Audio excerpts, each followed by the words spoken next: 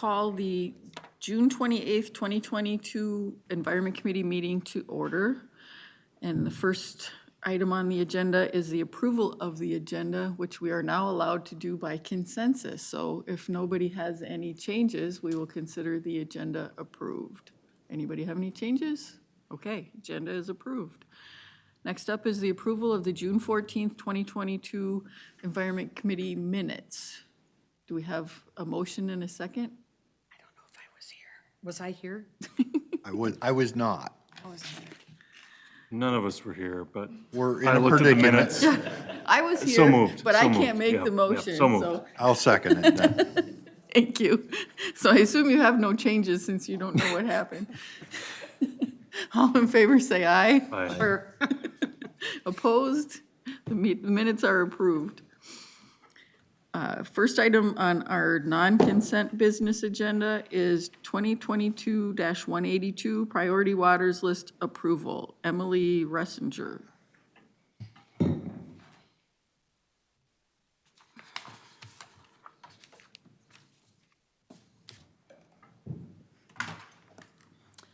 Thank you, Madam Chair, and members of the committee for the opportunity to speak with you today. My name is Emily Resseger. I'm an environmental analyst in the Water Resources section of Environmental Services. I'm here today to present business item 2022-182, which is the approval of the final priority waters list, so that the council can begin using the list to evaluate our existing programs. I previously presented information items to you on this project last February and November. I covered a lot of the background and motivation for the project when I spoke with you last year, but I will just do a brief recap of some of that information as a reminder and to provide context for today's requested action. Water is one of the key features that defines our region and differentiates it from others. The region is formed by three major rivers, the Mississippi, Minnesota, and St. Croix. In addition, almost 1,000 lakes dot the landscape, and hundreds of miles of rivers and streams carve through the land before discharging to the major rivers. With that many waters, our organization can't monitor and assess them equally to understand how they are changing, and we can't dedicate grant funds to them all for protection and improvement. We need direction on where to focus our staff time and financial resources. The Priority Waters List was created to address this need. An initial Priority Waters List was created in 1982 to set plan making and plan implementation priorities. We've had some version of that list since then. Our current Priority Lakes List was last updated in 2015 with the last Water Resources Policy Plan. That list has been primarily used to establish which lakes council staff should monitor. The updated priority waters list I'm here about today is influenced by the prioritization approaches of the past, but it's really a fresh look at how we prioritize waters. This priority waters list is those waters the council has determined to be regionally significant based on their uses and benefits. This updated list adds rivers and streams for prioritization in addition to lakes. The list will be used for the council to prioritize its use of staff and financial resources. It will also be available for partners to use, but we expect other metro governments will also maintain a focus on their own priorities, whether or not they're on this list. The priority waters list is being developed to anticipate future needs. The list is designed to be a useful tool for a variety of projects rather than just to meet one or two needs. We can't anticipate all the ways the list may be used, but some of the first uses of the list will be to guide how the Met Council allocates resources to monitor, assess, plan for, and improve the region's water bodies, be a tool for developing policies and activities in the 2050 Water Resources Policy Plan, and offer insights to other organizations as they prioritize projects and spend their valued resources.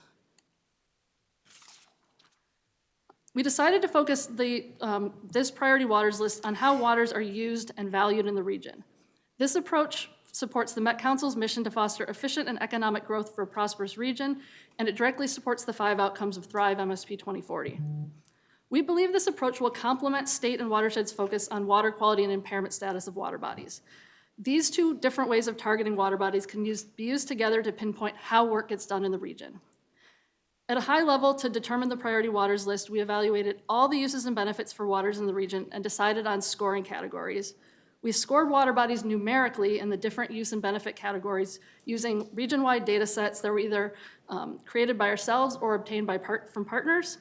Then we determined numerical thresholds by which water bodies qualified for the list based on their calculated scores.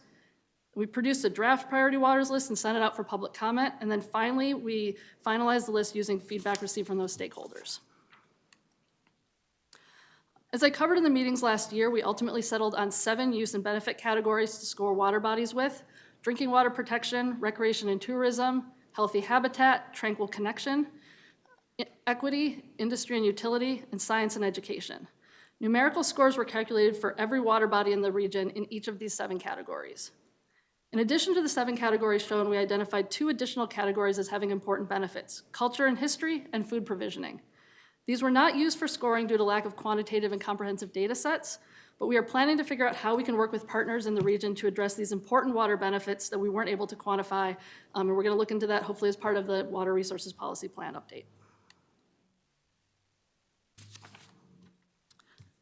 After selecting the 7 categories shown on the previous slide, we calculated scores for these categories using over 70 data sets. Then we decided waters should qualify for the priority waters list if they met at least one of these 4 reasons. First, if a water body is used or reserved as a drinking water source. Second, if a water has a high recreation and tourism score. Third, if a water has a high healthy habitat score.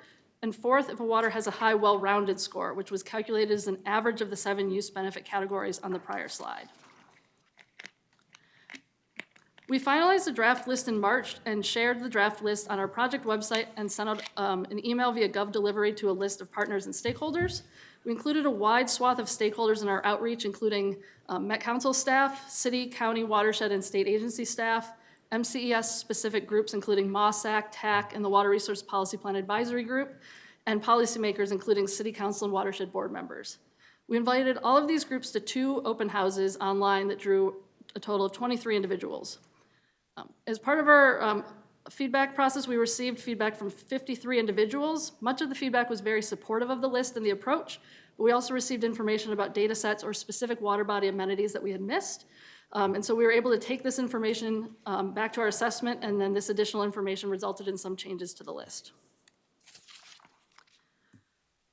We now have a finalized priority waters list, which was included as tables in your packet. They're actually 2 separate lists, one for lakes and one for rivers and streams. The priority waters are listed alphabetically, so the order doesn't indicate any level of importance. After finalizing the list, our staff may tier the list for internal purposes or make sublists of waters by qualifying category if that will be useful to our work, but this is the list as it is that we'll be sharing externally. The list includes 47 rivers and streams, including the 3 major rivers, and it includes 142 lakes. The previous priority lakes list included 115 lakes, and we've determined that that increase of 27 lakes should still be manageable for our staff. So our request today is that the Metropolitan Council approve the priority waters list for resource decision use by council staff. And with that, I will take any questions. I do have the priority waters list with me, so if you're interested in a specific water body, I'm happy to help look that up. So thank you. And the priority waters list is also linked in the agenda item, so we can peruse it ourselves too, which I did. Were there any, you said there was 27 additional lakes. Were there any that came off the list? Thank you, Madam Chair, and members of the committee. There were several that came off the list, I think around 25. And so most of the previous list is still included. And the reason waters came off tended to be a few reasons.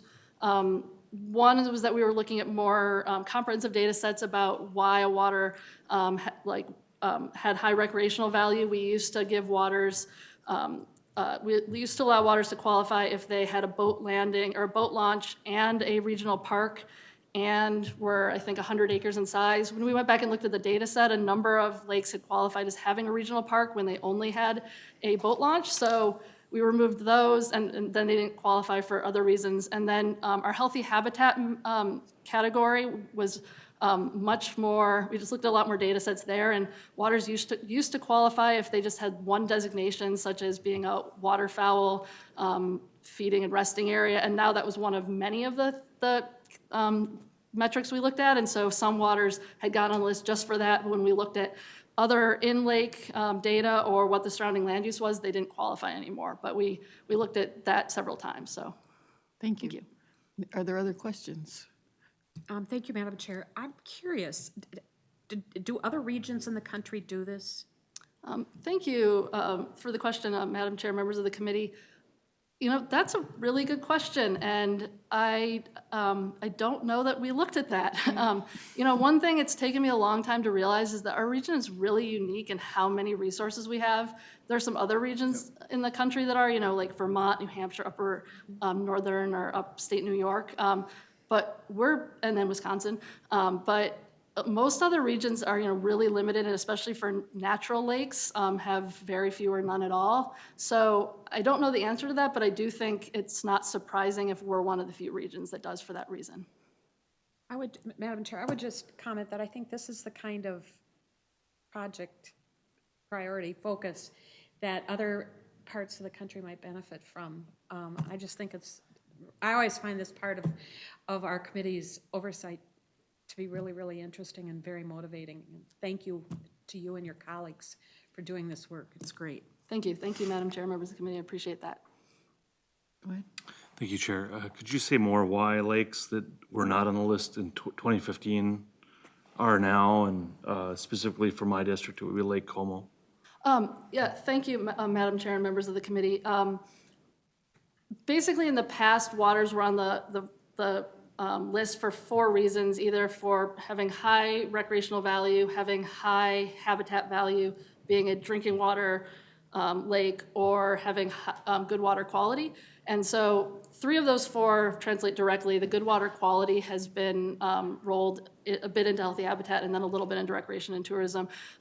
We found that those, and also most of those kinds of reasons for qualifying, you had to be 100 acres or larger. We've now lowered that for most of the categories to be 40 acres or larger. That's why I brought this with me. How big is Como? 71.3. So, yeah, Como was under 100 acres. So I'm not sure, I think it probably would have qualified otherwise, although I don't know that it has a boat launch, it has like canoe rentals. So in the past, each of those had just a few things that qualified for. If it had a boat launch and a park and was 100 acres, it was on, otherwise it was off. We assigned a variety of points, so different, a boat launch got this many points, a park got this many points, and then many other things, whether it has a beach. We looked at some cell phone data to see what waters were used more, and so I think Como would score very highly for that. So I'm not sure if it would have, I think it would have qualified except for the 100 acres before, but now we're just, like I said, we used over 70 data sets. I think last time, basically, you'd say they used 10. Data is just much more available now, but it was important to us. We had these 7 categories that we recognize that our region values its waters for many, many different reasons, and that's why we have an equity category. We just felt that we needed to recognize all the ways we value waters. In the past, it was just a little bit more narrow, so. Thank you. Thank you. Chair moves the item. Thank you. Second. We have a second from Vento. Any discussion?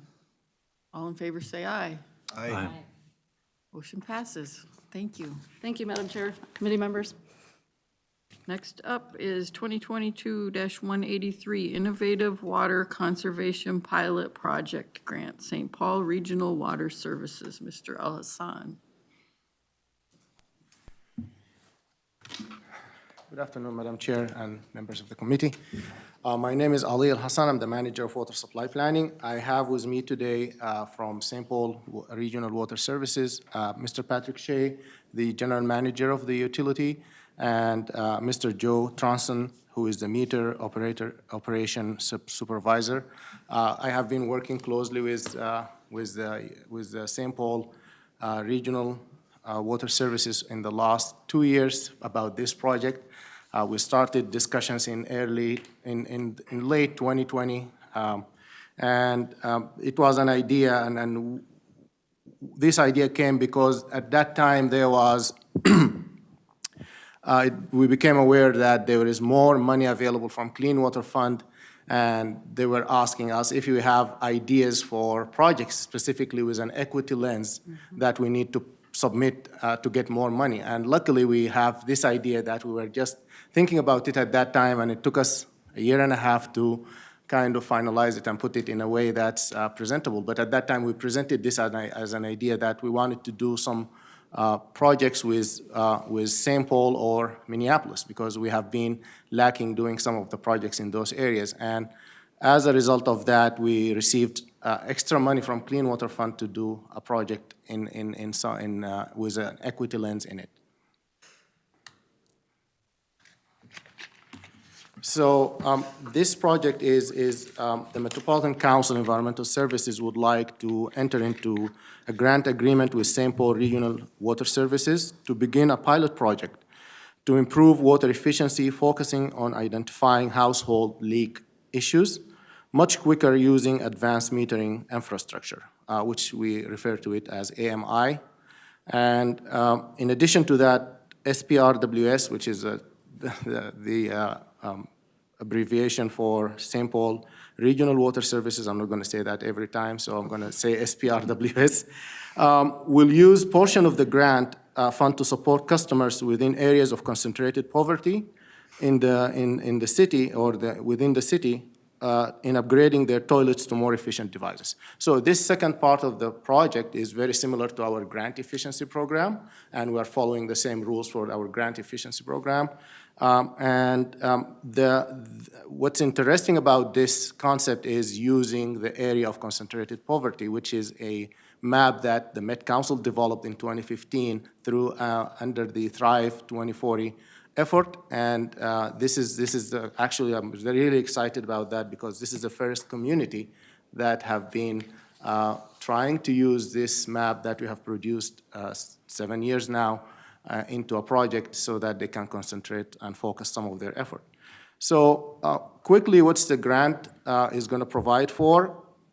During the next 2 years, the grant will provide $250,000 to SPRWS, $150,000 to install 7 AMI, or the, what do we call it, the advanced, I think I'm calling it right, advanced metering infrastructure, AMI, on areas of concentrated poverty in St. Paul. These collectors, they call them collectors, they will provide almost a real-time data collection for an estimated about 15,000 to 20,000 accounts of St. Paul. St. Paul Regional Water has about 95 accounts, so this is about a quarter of their accounts that they have. These will provide a real-time data collection and transmission and storage and analysis. The AMI data collection, this whole system, we will provide the funding mainly for the devices that will be installed and the installation, while St. Paul is going to contribute funding for the data management software that they're going to need to install so that they can collect the data and analyze it and sharing it with customers, as well as they are going to hire a full-time meter technician to coordinate this leak program. This employee will monitor data, communicate concerns to customers, and educate on correction methods. So they are going to hire another position so that they can manage this grant program. The other $100,000 to the SPRWS is to fund water efficiency program that will support customers within areas of concentrated poverty and upgrading their toilets to more efficient toilets at no cost to these customers. This is very similar to regular efficiency grants, and this is very similar to what City of New Brighton has done in 2017. They used the money for 2 apartment complexes, and the amount of water saved by just replacing the toilets in those 2 apartment complexes is amounted to about 3 million gallons a year. So from only 2 apartment complexes, they have saved 3 million gallons a year. And so with this, SPRWS will work to provide replacement toilets at no cost to these customers by purchasing the devices in bulk. So the city, the utility is going to buy the toilets, and then they're going to use their plumbers for cost efficiency for the installation. And where possible, SPRWS is also suggesting that they wanted to work with local apartment complexes if they have plumbing staff to use them in installation rather than hiring a contractor or anything like that. So they are trying to make sure that they are using as much efficient ways in using the funding that we are providing to them. So why we are interested in this, why in the water supply we think this is a great project and we are really excited about it. Household leaks are a major source of loss. And typically, the water utilities are focused on what they call it non-revenue water loss, which is this is the loss that happened in the distribution system before the water reaches the customer. So in their pipelines, most of the utilities, they focus on reducing that. But not a lot of effort is done to reduce the household leaks. And the biggest problem is sometimes it's not easy to detect household leaks unless the person is detecting it, the customers are detecting it themselves. So, and it's not a financial issue to the utility. Actually, it's on the other hand, it's more revenue to the utility if water is leaking in after the meter. So before the meter is a problem for the utility because they paid for the transmission, pumping the water and moving it. But after the meter, it's all falling on the customer, and so it's a revenue for them. But one of the biggest issues that City of St. Paul and the utility have seen is that they saw that there is an increased number of unaware customers that are receiving high water bills because of old pipes in the houses, old toilets in the houses, and old infrastructure that's in many of the houses in St. Paul. So, and many of those homeowners or apartment people living in these apartments, they cannot afford the additional burden to by paying a very high water bill as a result of a leaking toilet. So just to give you a perspective, I looked at AWWA, which is American Water Works Association, and they are saying in the United States, the average leaking toilet leaks about 200 gallons a day. So that's 60,000 gallons a month. That's a significant amount of money if you translate it, especially in St. Paul, because St. Paul has a higher rates, and St. Paul and Minneapolis, they have higher rates because of its surface water and all of the treatment that's going into that. So if you can imagine, if you have many of those in one area, that's a significant issue that they need to deal with. And in a bad case, leaking toilets can go up to 4,000 gallons a day. So that's a significant loss of water. That's 3 gallons a minute. So with that, that's the first issue why we wanted to look into this. This is a big loss and big financial burden on many of the customers who cannot even afford the regular life necessities.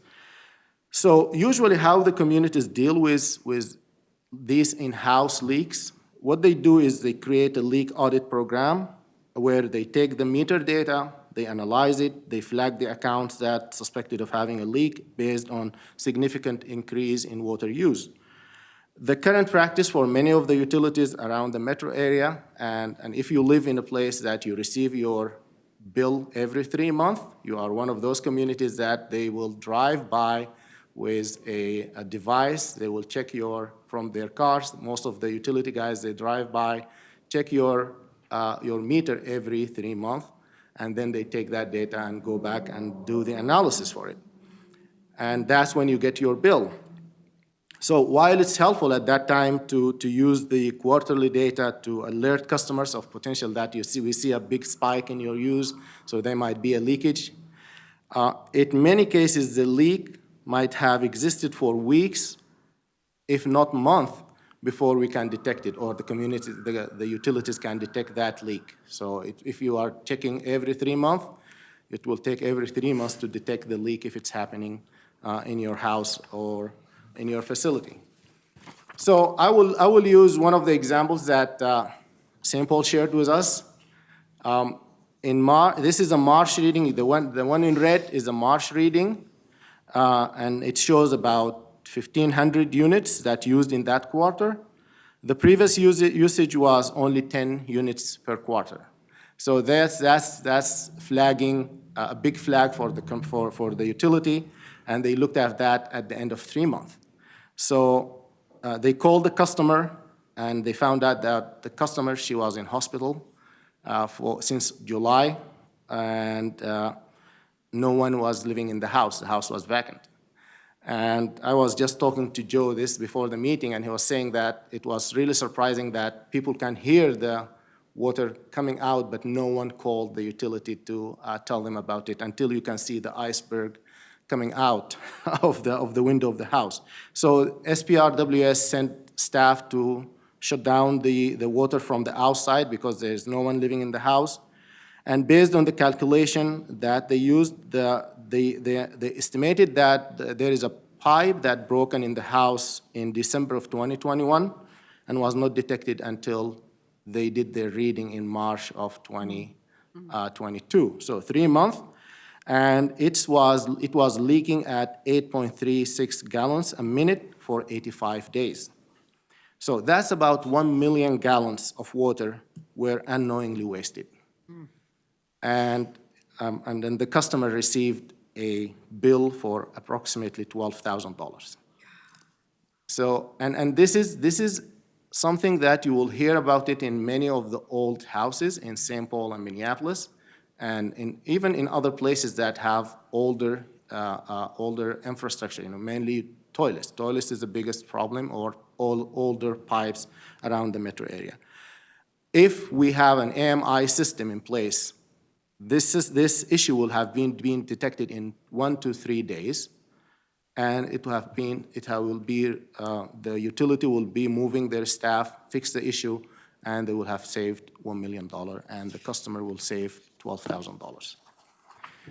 So with all of this, why we are interested, we think this is a very... Can I ask a question? Go ahead. Yes. Madam Chair, was that house a total loss then? Is it not now a non-habitable house because of the amount of leaking? I will ask the utility staff to join me in the presentation. I'm presuming that that's the case, that it would take a tremendous amount of work to get it back to habitable. So, go ahead. We didn't ever really follow up on it, but by the amount of water that, came from the second floor, I'm assuming that it would be a total loss. So now there's another house that Another somebody vacant can't live house in. St. Paul. Yeah. Thank you for the question. Thank you. And that's why I have St. Paul with me here to answer some of the questions that I cannot answer about the idea and the project. So this is an innovative project. We think that first of all, there is a benefit for us in Met Council to collaborate with SPRWS. This is the first project that we are collaborating with the utility in St. Paul, and which will open doors for many collaboration, especially knowing that this is a utility that's providing water to many neighboring communities, not only St. Paul. And one of the things I just wanted to bring to the attention of the committee is that we have been working through our programs in water supply with many of the suburbs in the metro area. And we have spent about $7 million in different projects, grant programs, different projects, for good reasons, because a lot of the suburbs are using groundwater, and we wanted to encourage them to conserve water, and we wanted to encourage them to protect groundwater, so that's our reason to help them. But at the same time, we found out that only 2% of the funding that we have used over the last 10, 15 years in the water supply have been used in the core cities, which is inhibited by about 1 million people of the state. And so that's why we think that it's time, and we are very happy for the leadership that we see in SPRWS on how they wanted to collaborate and work with us in this. And they are the ones who put actually a lot of effort in developing this project, working with us. I can tell you this is like my 5th or 7th meeting to discuss the idea and talk to them on how we can make the details work. The water saving is a very big goal for us in water supply. This program will help SPRWS and serve communities save hundreds of millions of gallons of water in the next few years, which will help reduce the need for any new expensive infrastructure that the communities need to develop. One of the biggest ideas that we wanted to test now, because we call this a pilot project, because this is the first time we're helping a community to introduce this AMI, the automated metering, can you help me? Automated metering integration. And so it's very important for us to try to help this technology. This program will help us learn from this pilot project, and we can share the lessons learned with other communities. In the most recent MOSAC meeting, a member of the MOSAC, Metro Area Water Supply Advisory Committee, asked us why we are not supporting metering technology in our grant program.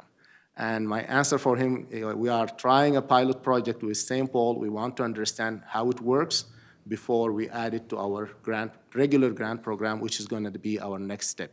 So now we are using this opportunity to learn how to install it, how much it will cost to install it, what it needs to have someone to take the data, analyze it, and provide it to the customers, and how that will work.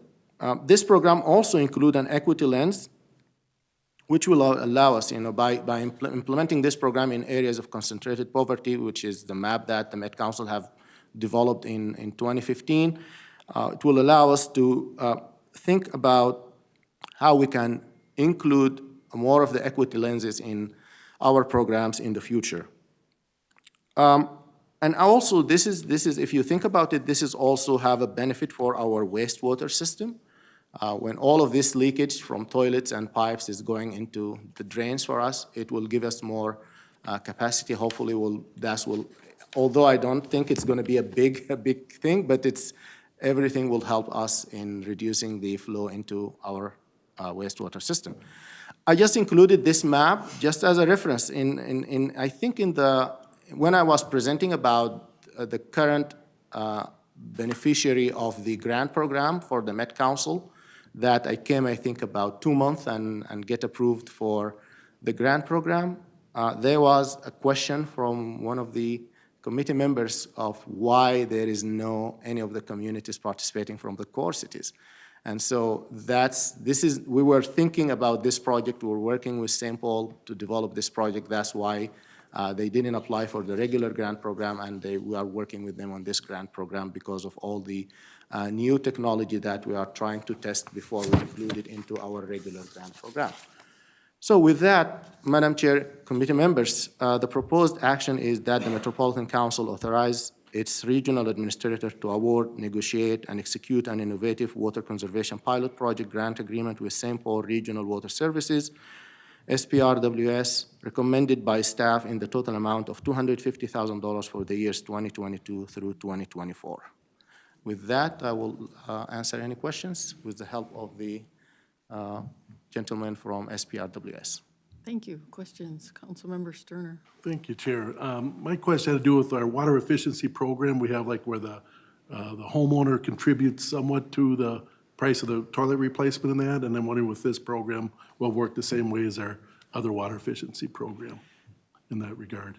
So in our program also, we gave the opportunity to the communities to create the rebate program however they want to create it. So some of the communities, what they do, they use all the money to, as example, Woodbury at the first run, they use all the money to replace toilets and sprinkler heads in their facilities, the city facilities, because they found out that there is a big problem. There is one of the biggest losses they have is the city itself, the city buildings, they have a lot of loss.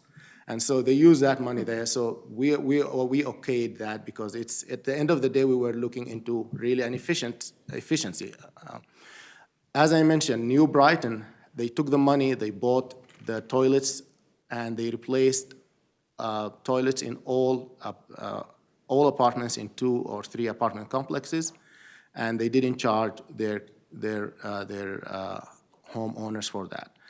As I mentioned, this is going to be in areas of concentrated poverty as determined by the Met Council, and so the The utility idea is they are going to buy toilets in bulk. They're going to use their plumbers to install it for the homeowners at no cost. So this is the plan, and it has done before. So we are not, this is not new, this is not different. We wanted to give more flexibility to communities to be more creative about how they can do their rebate or how they want to use the money. All right, thank you. Other questions? I'll move Councilmember approval. Vento. We have a motion. Do we have a second? Second. Second by Fredson. Should have let you make the motion. It's okay. I just wanted to make a couple comments too. I don't think most people realize that toilets can wear out and need to be replaced. You know, people just assume as long as it is flushing, it's fine.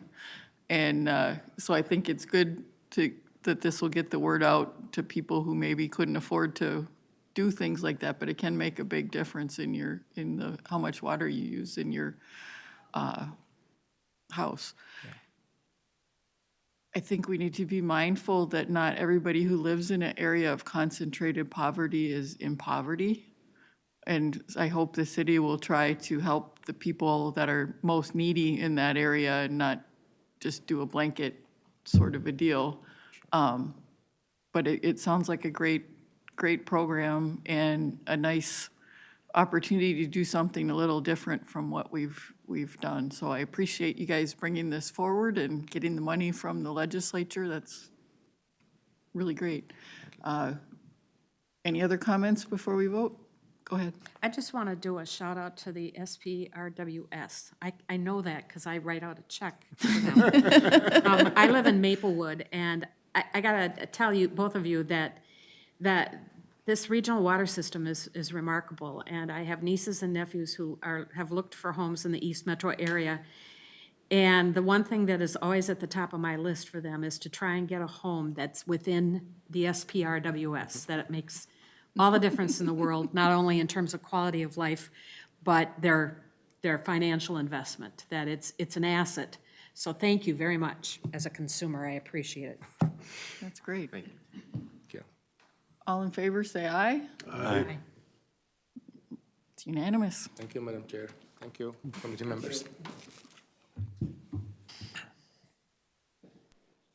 So next up, we have the joint powers agreement with the Mille Lacs Band of Ojibwe and Upper Sioux community. Mr. Remus. Good afternoon, Madam Chair, committee members. Pleasure to be here. Again, my name is Chris Remus, and I'm Assistant Manager in Interceptor Engineering. Let's see. So just a little background about the tribal monitoring. As we all know, Lake Minnetonka contains numerous native cultural sites spread throughout.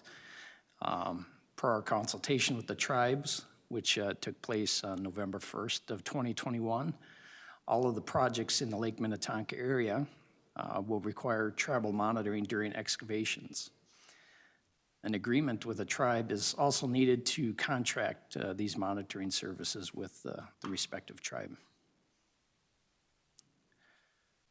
So maybe just a little refresher of where these projects are. There are 5 projects that were brought, I believe, as early 2021 when we approved the Lake Minnetonka Facility Plan. 2 of the projects, CC items 1 and 2, are both located in the city of Orono. Project 3 is in the city of Deep Haven. And project 4 is in Excelsior Shorewood, along with project number 5, the L21 lift station is also in the city of Shorewood. So as you can see via the map, it's all around the lakes, and there are various levels or impacts or adjacent cultural resources near all these sites. So the agreement terms that would authorize the tribal staff to perform excavation monitoring work. I would also allow us to reimburse the tribal staff for excavation monitoring time and other directly related services such as administration, travel, et cetera. It will assign who is responsible for reporting. And also MCS will work with the tribes to provide language in the plans and specifications, alerting bidders to the need for monitoring, and also clarify the language in there for unanticipated discoveries and mitigation plans if anything were to be discovered. So the proposed action today is that the Metropolitan Council authorize its regional administrator to negotiate and execute an agreement or agreements with the Mille Band of Ojibwe and Upper Sioux community for excavation monitoring for tribal cultural resources during the construction of the 5 projects identified in the Lake Minnetonka Facility Plan. The cumulative value of this agreement or agreements will not exceed $600,000. And with that, I can be available for any questions. Thank you. Thank you. Are there questions from the committee? Councilmember Fredson. Thank you, Chair. Just so I understand, is this new under this administration? I've never Or heard is of this something dating like back this before. prior to the Walls Flanagan administration? Madam Chair, committee members, this is per Executive Order 19-24 from Governor Walz. And in a nutshell, when we kind of intersect with tribal interest, sites, things like that, we are one of the named agencies that should initiate that tribal consultation.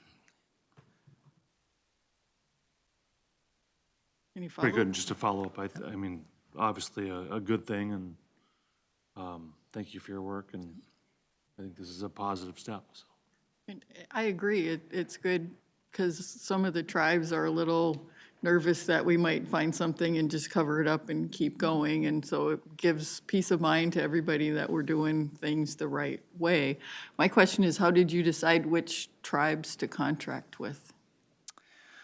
So, Madam Chair, at the time of the consultation, the tribes that participated in that consultation, one in particular had made the request that be done. And we've had recent conversations with that tribe and Mille Band and the Upper Sioux community as they both expressed interest in wanting to monitor these excavation sites. From my understanding, it's maybe who has interest or who is a local tribe in that area that wants to participate in that. But in this instance, those were the tribes that expressed interest to take the lead in that monitoring activity.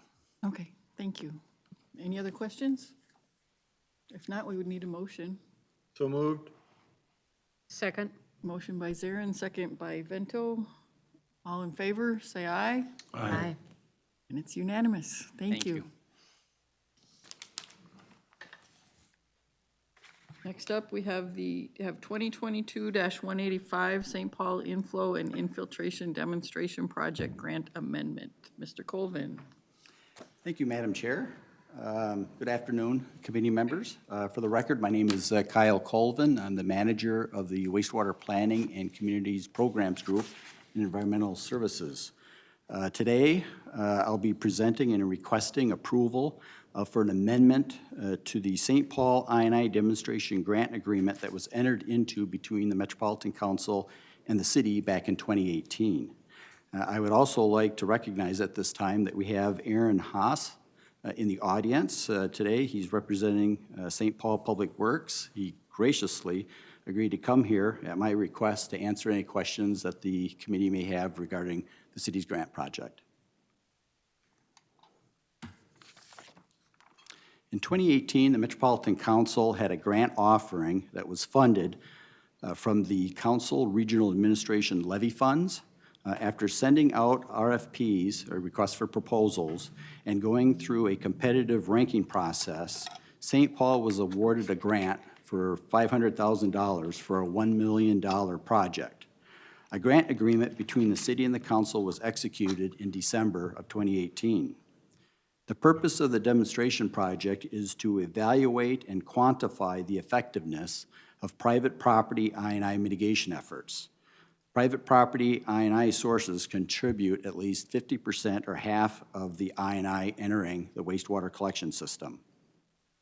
The project includes pre- and post-project improvement wastewater flow measurements to determine the effectiveness of I&I mitigation efforts that focus entirely on the private property service lateral for repairs and replacements.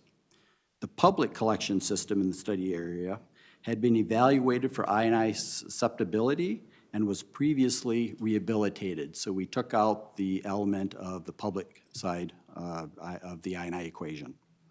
The pre-construction flow monitoring was conducted in 2019. However, with the onset of COVID restrictions in early 2020, in-person interviews with homeowners and home entry for the private lateral inspection was never initiated. The original grant project was scheduled to be completed by January 2022. The grant project area includes a multi-block area in the West Side Flats neighborhood in St. Paul. That neighborhood is located south of the downtown area, just on the other side of the river. It includes 423 residential properties. Over 97% of the homes in the study area were built prior to 1970, when home services were predominantly clay tile pipe.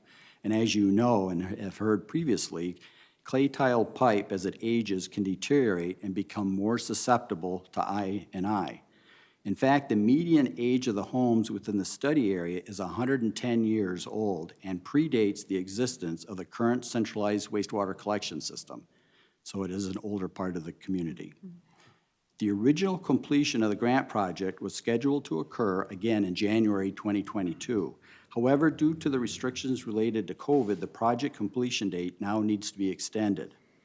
The total project costs have also increased 60% or $600,000 from the time the project was initially planned for construction. The current total project cost estimate is now $1.6 million. Since the grant requires a local matching share, the city is requesting that half of the project cost increase, or $300,000, be covered by the council. The scope and size, it is important to note that the scope and size of the grant project is not changing and is consistent with the original scope of the proposed project. Again, the city is requesting that additional grant funds be made available to cover 50% of the total $1.6 million for a total $800,000 financial assistance. Since additional funds are not available through the original one-time Regional Administration Levy Grant Program, staff is proposing that additional funding come from the council's capital program pay-go account. Reductions in I&I in the collection system can recapture system capacity to accommodate future growth. Reducing I&I can defer future system capacity improvements and therefore reduce or eliminate the need for future capital investments. In April of this year, a change in an existing statute was signed by the governor that specifically allows operators of wastewater collection systems, which the council is, to make grants available from user fee revenue for private property I&I mitigation projects. There are sufficient unallocated funds in the ES Capital Program pay-go account to cover the additional requested $300,000. So with that, Madam Chair, today's proposed action is that the Metropolitan Council authorize staff to negotiate an amendment to the original St. Paul Inflow and Infiltration Demonstration Grant Agreement, Agreement 18M-123, and authorize the regional administrator to approve and execute the amended agreement. And with that, I can entertain any questions. Thank you. Are there questions from the committee? Councilmember Stern. Thank you, Chair. I just had to clarify, you probably said it here and it just didn't register, but I know like in some cities when you do the project, you basically, the city does a project and you you give the homeowner, pays it over like a 10-year period or 7 years. So is this more like that, or it's more like we're gonna pay half, the city pays the other half, and the homeowner doesn't pay anything on this particular thing or pay back? Yeah, Madam Chair, Councilmember Sterner, members of the committee. This program here is making funds available for the private service lateral repair. So I believe, and Aaron can correct me if I'm not mistaken, but I believe 100% of the improvements will be covered by the grant. There's value from the council standpoint to be able to evaluate the effectiveness of specific I&I, private property I&I mitigation, and we hope to be able to use this information to enable us to develop a future council private property I&I grant program. Great, all right, thank you very much. Go ahead, Councilmember Fredson. Chair, and just to clarify, it's still in the project area, limited to the project area, correct? Madam Chair, Councilmember Fredson, member of the committee, that is correct. It sounds like this is kind of similar in terms of older homes and the type of soils and whatnot that they've had troubles with in West St. Paul. Is that the kind of the same sort of deal? They had a lot of service lateral problems. That's correct, Madam Chair. The age of the housing in this particular area, as I noted, is probably a little bit older than the housing stock in West St. Paul. This particular neighborhood is located below the bluff, if you will, close to the river. So there's some influence of groundwater table elevations. It's probably influenced during high river stage. But yes, primarily same type of service lateral materials, clay pipe, possibly some cast iron pipe, and even some of what they used to call Bloomberg pipe, which is basically tar paper pipe that was used for service laterals during World War II when materials were scarce. Wow, that sounds important to get rid of tar paper pipe.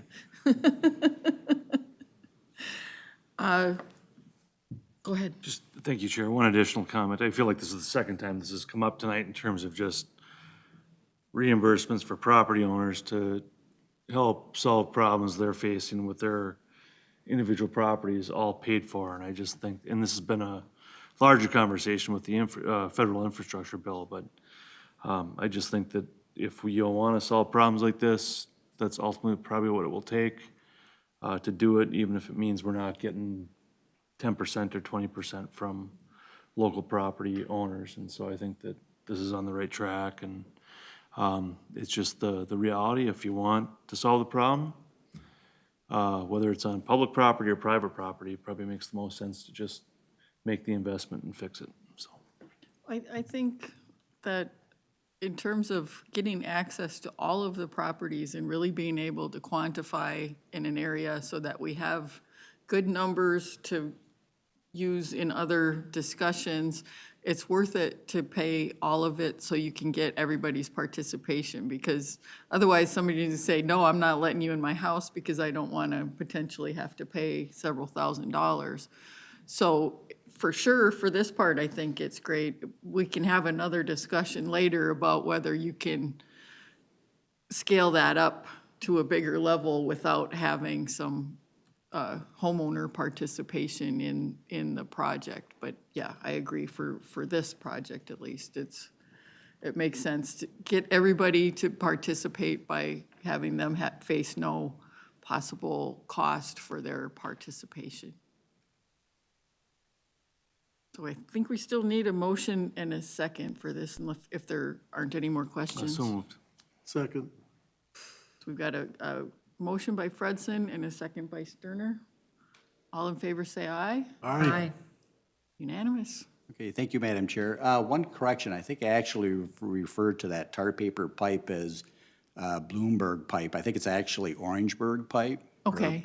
So in case somebody Googled it, I wanted to make sure you didn't get a financial report or something. I was going to just take your word for it. I wasn't going to We Google can it. update the but- Wikipedia with that. Thank you. Thank you. And that takes care of all of our business items. For information items, we have the 2050 Water Resources Policy Plan updates. We've got Judy, Sventek, Jen, I have no idea how to say your name. It's Kostrzewski. Kostrzewski, okay. Kyle, are you part of this too, or just Jen? I'm here for support. Okay. Thank Madam you. Chair, Judy and Kyle are moral support. So good afternoon, Madam Chair and committee members. My name is Jen Kostrzewski. I'm an environmental analyst with the Water Resources Planning Unit within Environmental Services. I'm here today to share the progress and activities that have been afoot since your last update last summer in June 2021. This includes a brief overview of the planning process itself, information about the Water Advisory Group, and also to update you on our current work about our policy white papers. Before we get into the updates, I want to set the planning context for this work. I'm certain that a few, if not all of you, have seen this slide before, but it's a handy reminder of what we're trying to create in the overall schedule for our policies. There are three major planning documents that inform and contain regional water policies for our wastewater system, our water resources, water supply, and wastewater planning within the metro area. The first is the Regional Development Guide, and on this screen it's listed as the Regional Planning Framework. It also comes in different names. It currently is Thrive 2040. This document contains the regional vision, values, and goals. It also contains our land use policy, which has strong connections and implications for our waters within the metro. The Regional Development Guide directly informs our system plans, including the Water Resources Policy Plan. The Water Resources Policy Plan provides the framework for our integrative water planning efforts within the Council. We define our specific goals, objectives, policies, and actions for water planning, which includes water resources, water supply, and wastewater. And it also has our wastewater system plan in the document. It outlines the requirements for our local comprehensive sewer, our local water supply, and our local surface water plans, and they are all part of the comprehensive planning process. And it gives additional information, including information about the priorities waters list, which you heard about just earlier in this meeting. Lastly, the last document that we have on this screen is the Master Water Supply Plan. This document provides additional guidance and information to our community planners and water supply operators related to the development of regional, sub-regional, and local plans and programs for water supply. These documents were created on a 10-year cycle, which starts with the information gathered from the US Census. Currently, right now, we are on the right side of that circle, in which we are developing the Regional Development Guide and the system plans. Excuse me. They will be adopted, hopefully by 2025, in which the system statements will be followed, and then the local comprehensive planning process. Hopefully, that will result in getting local plans from our communities in 2028. All of this is a huge undertaking, and we cannot and should not develop this on our own. And so the first way that we are getting outside feedback is from our Water Resources Advisory Group, or I have shortened it on these slides to Water Advisory Group. It's a little less of a mouthful. The Water Advisory Group is a group of local water experts from the wastewater, water supply, and watershed sectors. We tried to balance the distribution evenly across the region with all 7 counties represented and across all of the different water sectors with 7 members from each. Another way to look at this representation is looking at it on a map. And so the blue shaded areas is where we have representation, again, in all 7 counties. And that representation comes from either city staff, watershed staff, or water supply utility. Additionally, in addition to our outside advisors, we do have staff, council staff that help support this advisory group as well. And those names are listed on this screen. We do invite other staff as needed as different expertise is discussed in meetings. The Water Advisory Group has met 3 times, including our kickoff in the fall of 2021.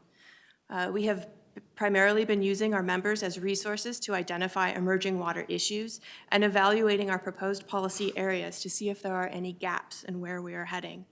It has been fundamental and extremely beneficial to have these exchanges so that we can hear local perspectives and insights. While starting this work in the pandemic has not been easy, we have found ways to engage our advisory group to get their perspectives integrated into the work that we're doing. Some of the work that we've done is some examples of the work that the group has pulled together, but we have done visioning exercises, and as you can see on this screen, this is the vision that the group brought for the waters of the Metro for 2050.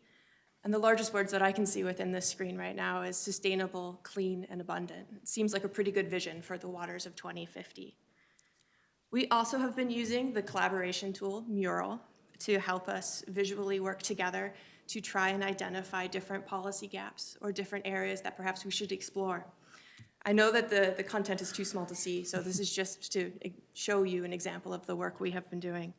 And so this is a way that we've been able to hear advice about our draft policy areas in which we will finally bring to the committee for your approval much later in the process. It's also been an opportunity to hear about some of the issues and challenges from the local perspective, and that content has been directly applied within our policy research, or what we have been calling our white paper projects. Before I go too far, I should explain first what a white paper is. Generally, white papers are reports that inform readers concisely about a complex issue. They're meant to help readers understand an issue, solve a problem, or make a decision. In our case, for this project, the white papers are intended to assist policymakers in shaping the 2050 policy. Our white papers and the subsequent feedback about them will help influence the content of the 2050 Water Resources Policy Plan and the Regional Development Guide and the Master Water Supply Plan. So we're hoping that these white papers will help inform at all three levels of water policy within this process. Here is our plan, or our milestones for the white paper project. We are writing the papers in 3 different spurts. The first round of white papers happening March through May, the second round June through August, and then the third round of white papers September through December. We had to shift and distribute them across the summer just so that we had the capacity to write all the papers. I'm going to briefly cover the topics within each of these papers. Some of these papers are not yet written. As you can see, we're not planning the third round until a little bit later this year. So this is the proposed content for much of the papers. The water quality paper is the first and probably the largest breadth of the papers that we will be covering. It's quite the topic. It encompasses the quality of surface waters, groundwaters, and contaminant concerns for drinking water supply and wastewater operations. It will outline an approach to tackle current known and future unknown contaminants. We also will have specific information with 4 different contaminant groups, including chloride, nutrients, PFAS, manganese, trichloroethylene, and dioxane. We will also touch slightly on the fact that climate change is complicating these concerns and look forward to setting up the region for future water quality challenges. The reason why we only touch on climate in the water quality paper is that we have 1 paper dedicated to water and climate entirely. This paper will help identify what the regional climate risks are, highlight the potential impacts on our planning and operational efforts, and suggest policies and strategies to address climate actions through adaptation and mitigation activities. We also are writing a paper about wastewater issues. As the owner and operator of the regional wastewater system, we need to plan for and commit to staying ahead of any future challenges for wastewater treatment within the region. For this cycle of planning, in addition to continuing operations and policies needed to support those continuing operations, we have identified 6 new major topic areas, or areas that started in our last plan that now require a little bit more input to help develop our policy and direction for our wastewater system. These 6 areas are looking at improvements to our waste disposal and receiving processes and the approach, our aging infrastructure, existing community wastewater systems, systems that are not owned or operated by the council, and potential regional system expansion, in addition to private or public inflow and infiltration. Again, setting us up hopefully to tackle future challenges as we look towards 2050. Within the engagement of our water advisory group, we heard that water reuse was an important issue that needed to be further explored with our 2050 water policy. The 2040 plan started the discussion of reuse, but now new information is available, and it will help us reevaluate this issue and update our policies as needed. This paper will look into stormwater reuse and wastewater reuse, both internal to our plants and external for our stakeholders. One of our 2 papers that are focused on water supply concerns is the Source Water Protection and Vulnerable Areas paper. This will help investigate the connections between land use and water protections and the challenges of overlapping jurisdictions, water contamination, and emergency response to protect our water supplies. We also are going to have a paper about rural water concerns. This paper takes a deeper dive into local concerns within the rural portions of the metro. We're evaluating the impact of our community designations and density requirements, community and private water utilities, and environmental challenges that are common to the rural communities. This paper will have input from various divisions within the agency, especially our community development staff, since they are foundational to the community designation process. And lastly, we're going to be writing a paper about water availability. In this paper, we will be investigating the challenges of water access. If a community cannot physically access the waters, either for drinking or recreation, due to droughts or water ownership or land ownership, how does this impact their ability to prosper? An equal challenge is water use. What if the water is there, but it's not clean enough to use? These are 2 areas that are often complicated by groundwater and surface water connections, and we will be exploring those concepts within this paper. So this is a lot of work, and it's important to show the timeline for the effort. And this is a complicated timeline, so I'm going to walk you through it. It's a little bit. Let's just leave it at that. So the stars on this timeline are opportunities in which we know we will be engaging with the Environment Committee. And those red dots towards the end of that timeline show how often we know we need to be engaging with you as we get closer towards the end of this process. But just walking through the beginning of the timeline to show where we've been and where we're heading. We started in 2020 with this process, and council staff got together to brainstorm water issues that we thought were worthy of investigation. We then wrote up some papers and tried to establish what the council thought about those issues and shared those papers with the Water Advisory Group. And that was really key, just like as I mentioned before, to bring in that local perspective. And so now as we're authoring these white papers, it's that opportunity to merge the council expertise with the local perspective so that we can really develop policies for your approval as well. On the left, soil extractable zinc. The green and the blue higher lines are soils that have been fertilized with SSA, or ash, and biosolids. So you can see that fertilizing with these leads to a significant increase in soil extractable zinc. I'm sure a question is that a good thing or is that a bad thing? So many elements behave this way, zinc and copper being one of them. Zinc and copper are plant essential elements. Just like phosphorus, plants need a certain amount of zinc and copper to operate fully. However, at very high concentrations, zinc and copper can be toxic, and so that's why they're often monitored in the environment. At these concentrations that we see in the soil, it is well within bounds. It is a safe, healthy soil environment. And you can actually see the plant nutrient behavior in the corn grain and corn stover graph. So corn grain and corn stover for the blue and green lines are flat. That is the plant taking up the zinc to the concentration that it needs. The pink and orange color, or whatever, purple and red, just kidding, the ones that go down are TSP and struvite, which do not provide zinc. And so therefore the plant is lacking as it continues to grow. This is, I will say, copper behaves the same way in the sense that it is a plant essential nutrient, and it can be toxic at very high concentrations, and it behaves very similarly to zinc, whereas biosolids and SSA are higher. So I just showed you zinc pretty much. But this is further evidence that not only does SSA provide phosphorus, it also provides other plant nutrients. Just like biosolids, it's a comprehensive fertilizer source. However, we do know that we are applying elements that are not all good, and we were keeping a close eye on that.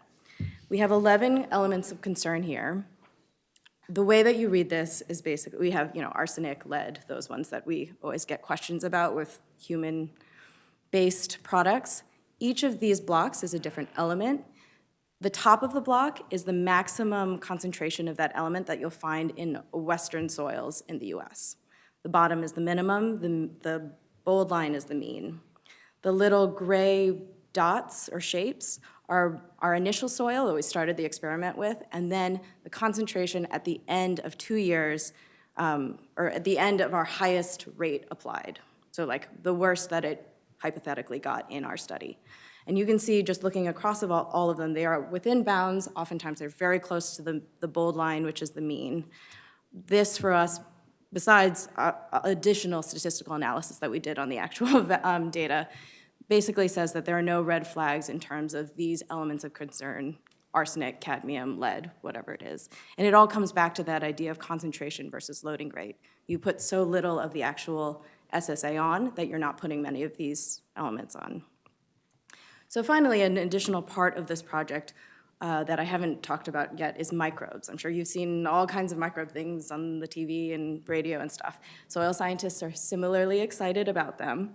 The idea for us to include it in the study is mainly that if this ash works, it fertilizes, it has copper, it doesn't apply anything else, but it destroys microbial communities, that's probably a bad thing.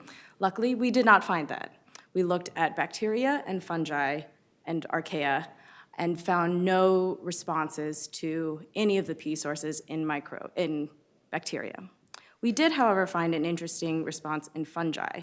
So the way to interpret this graph is basically the different colors are different phyla, and if you see changes in those colors, that means that something that we did in a treatment changed the fungal community. These arrows are pointing out biosolids treatments that we did in 2017 and 2019. So while we did find a fungal response to biosolids treatment, we didn't find anything in ash, and fundamentally we are interested in the ash. There's no difference in the ash compared to controls or TSP or struvite. So out of all of that, we've concluded that SSA increases phosphorus in soil and appears to provide a slow release form of it for plant uptake. It also provides copper and zinc at appropriate concentrations for plant nutrition. And if applied at reasonable agronomic rates, SSA amendment does not increase concentrations of elements of concerns to any biologically significant level.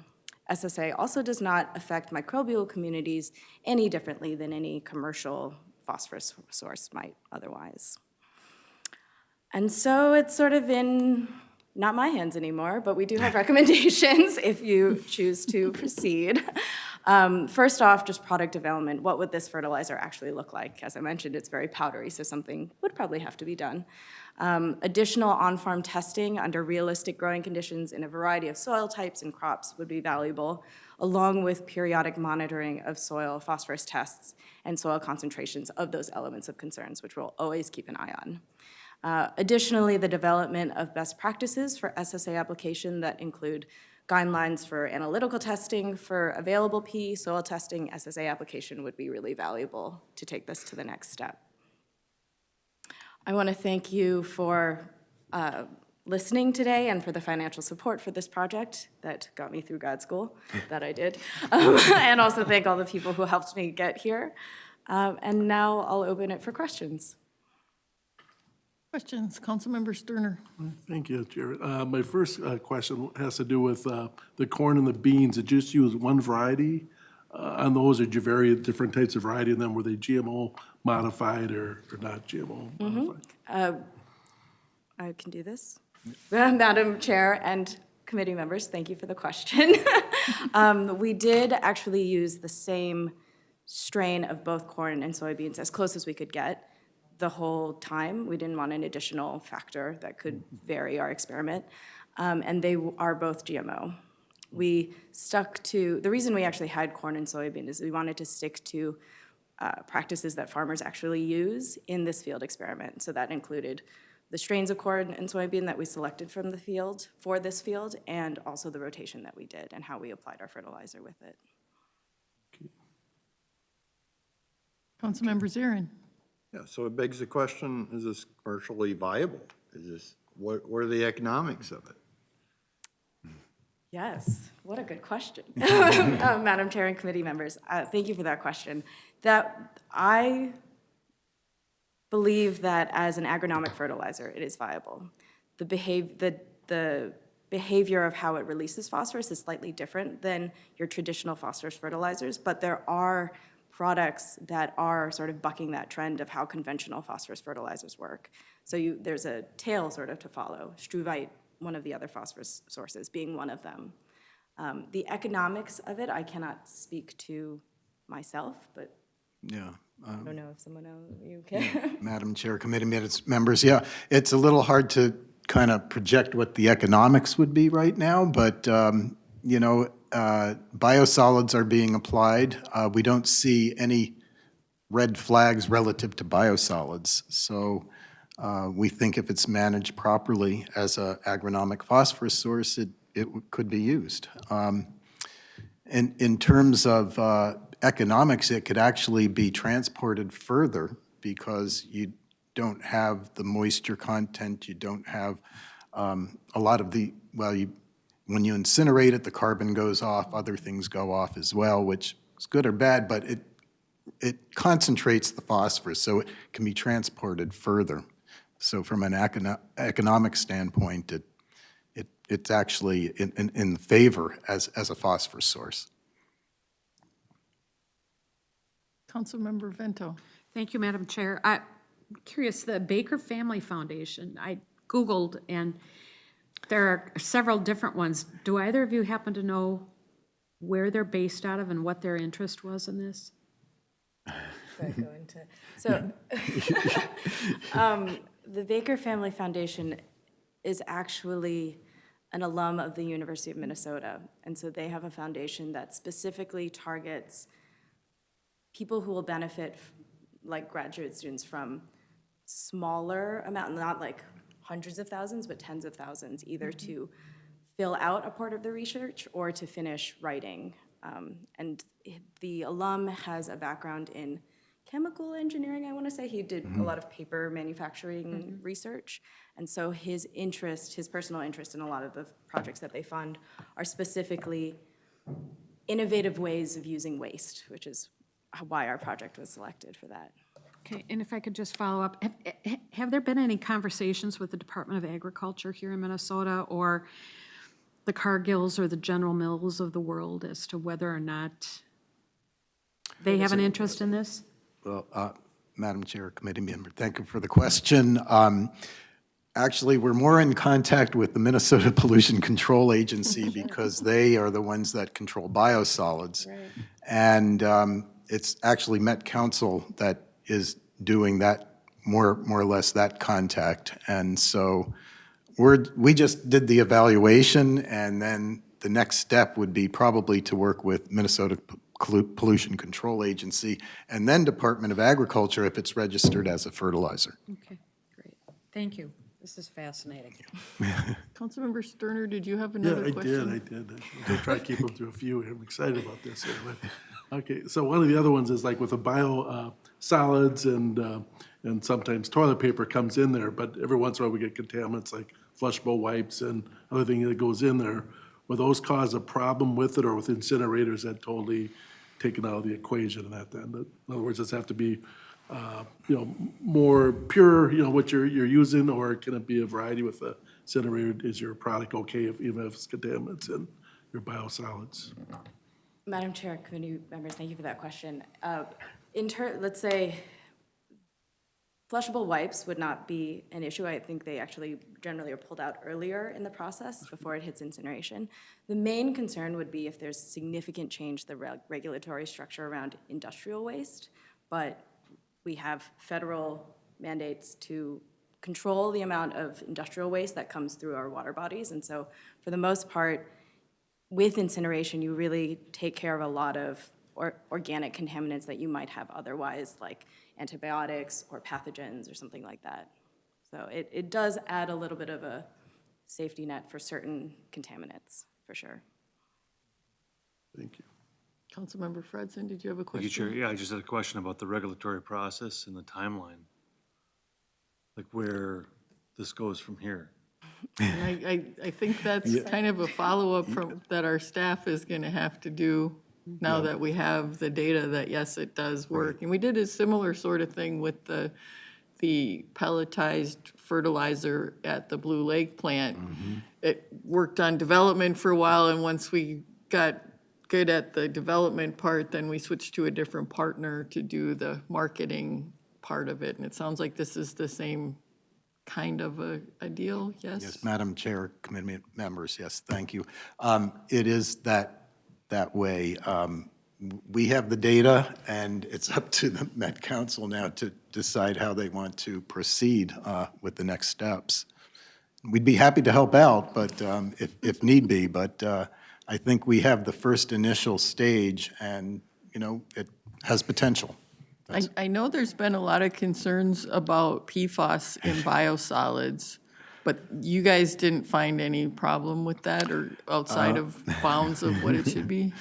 Madam Chair, committee members, yeah, thank you for that question. That was not part of the study, so we did not even look at PFAS in here, but I do encourage Met Council to take it a step further and look to see where PFAS is going in the whole process, from biosolids to incineration and so forth. But I think, if anything, based on some of the literature, we can say that PFAS tends to be lower if it's even detected in the ash. Tends to be. But we don't know in this particular ash what it is. Okay. And just a Councilmember quick Frederick. follow-up on that, I feel like on 60 Minutes a couple weeks ago, there was a big story about PFAS and sludge and application of land and farmers losing their farms and losing all the value, and Yes. so. It's an ongoing conversation. Yeah, Madam Chair, committee members, and thank you for that question, because it is a huge question for biosolids use in general. Most of the problems with high amounts of PFAS are when there's industrial waste that has high PFAS in there. And I think the problem in Maine, that was the case. I think it was a paper mill sludge plant that was mixed with biosolids, and that's where it had very high levels of PFAS. So it's an ongoing research problem. I'm in a regional, actually it's a national group looking at biosolids application, and it's kind of at the top of the list. The ash is kind of a different story. So again, it's something that needs to be looked at, but we don't have that data for this particular project. Thank you. Councilmember Sterner, you had another Yes, question? yeah, thank you. So it's kind of wondering, like corn and beans, obviously these are really popular crops in Minnesota, but I'm kind of wondering if if strawberries with a thin skin on it, or carrots that are grown in the ground, or like if someone could use this for organic produce.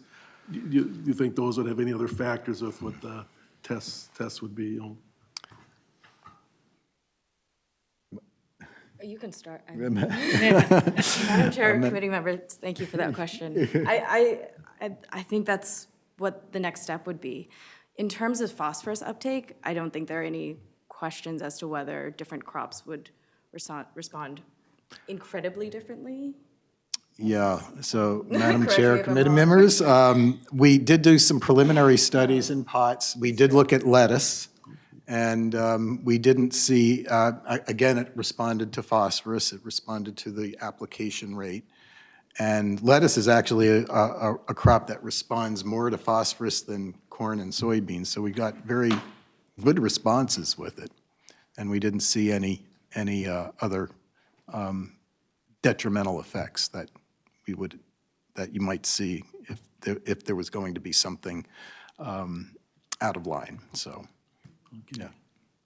In terms of the organic question, currently the regulatory structure around ash is relatively non-existent. It's unclear whether it would follow biosolids regulations or its own thing.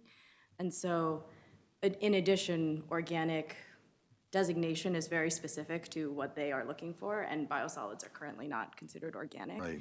But I will say that while every ash is different, it's very dependent on the location, so yay us for having good ash. But in Europe, there are discussions about whether or not in their organic context they can make this ash an organic amendment. So it's sort of dependent on broader regulatory structures, I think. And if Europe does it, we probably will follow, so they're very stringent. They are very strict. Thank you. Thank you. Any other questions? Well, thank you very much. That was very informative. Yeah, Thank you. thank you. is the end of our regular business. We have reports from the general manager. I have one item. I mentioned a couple meetings ago about an upcoming event. In fact, it's a little over 3 months from now. The One Water Summit will be held September 13th through the 15th in Milwaukee, Wisconsin. In 2018, it was here in Minneapolis. It was a great event. Met Council was a host for that event. We had a lot of attendees. One of the things that they do with the One Water Summit that's a little unique is they have, they call them delegations, which are peer groups that attend together. And the idea is that then they can actually do some networking and collaborating and learning together so that when they come back to their homes and their businesses, they can collaborate on applying some of those things that they've learned and leverage that. So we will, and Councilmember Wolf has attended too, I think now. And we really want to promote that with all of you and encourage attendance. We'll also encourage staff attendance because we think this will be one of those valuable experiences. I'm finding that a lot of the conferences are getting well attended now that we're out of the travel restrictions of the pandemic, and I'm hearing the program's going to be really good. So stay tuned for more information. And they usually have field trips at the beginning before the conference starts. So if you do decide to go, look at the field trips and get signed up ahead of time for the field trips because they do fill up. And that's a great opportunity to see on the ground what's actually happening. Yep, and there are field trips planned. I haven't seen the whole list, but of course Milwaukee has a fertilizer product they make from their biosolids. Some of you may see it, is it Home Depot? You can buy Milorganite. Somebody local here I know has Milorganite. So I've toured it myself. It's pretty interesting. That might be one of the opportunities that you would have. They also have a giant underground pipe to store their excess wastewater. I don't know if they'll let us see that, but. They have a little different I&I situation than we do. They still have some beer products they use to test the water as well. Well, you never know. I'm sure that's going to be an option. So more to come. And we'll get you the details and a little more information on the delegation as that starts to come together. Thank you. Thank you. Is that it? That's it. Okay, well, with there being no further business to come before the committee, the meeting is adjourned.